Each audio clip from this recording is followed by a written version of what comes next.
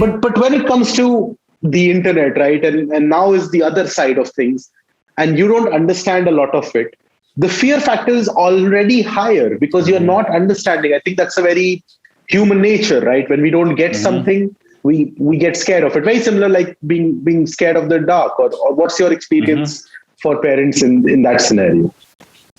Yeah, the biggest thing about fear, and I struggle with this too, is that it's completely irrational, right? So, for my fear of heights, as an example, I've climbed mountains, I've done zip lines several hundred feet in the air, roller coasters, and they're fun, they're thrilling, but it still scares the heck out of me every time I go on them.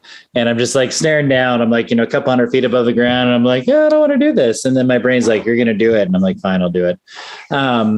It's completely, it's an irrational feeling, but it's that sense of unknown, right? And a lot of this is driven by what we see in the media, what we read online, newspapers, what's shared on Facebook.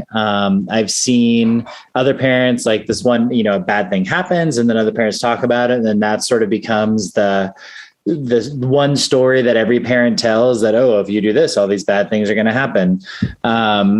And almost like a myth or a legend.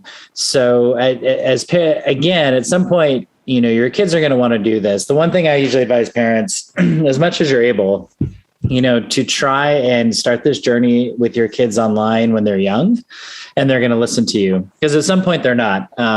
Mark Twain, American author, had this great line. He always joked about how, the older I get, the smarter my parents become.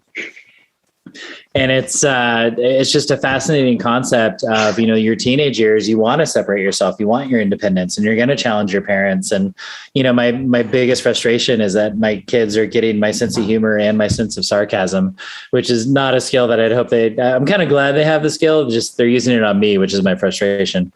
And if there's a point where if I can do these things with them now, at some point when they're on their own, I can kind of trust or hope that they're going to do the right thing, because they are going to leave me at somewhere down the line. What's reassuring to me is when I go to their teachers or other adults who are not their parents, and hear like, oh, like your kids are so amazing. They're great leaders. They're this, they're that. And you're like, oh, all right, they're doing okay. Like they're still, like, I don't need to worry too much. Like they're better than I'm credit for. My best example is my daughter, who I hear amazing things from everybody about her, and I'm pretty hard on her sometimes. I don't know if it's because she's the oldest, if our expectations are higher. Maybe she just doesn't like cleaning her room as much as I would like her to. Like there's, it could be 1,000 variables, but you talk to her friends, you talk to her teachers, other adults, and they're like, oh, she's a great leader. You got a good, she's a good kid. And you're like, all right, maybe I don't need to be so hard on her. Right. But it's a tough row as a parent when you're just like trying to gauge, there's all these different inputs, and, I can definitely be scared for her because I know what's out there, but she doesn't.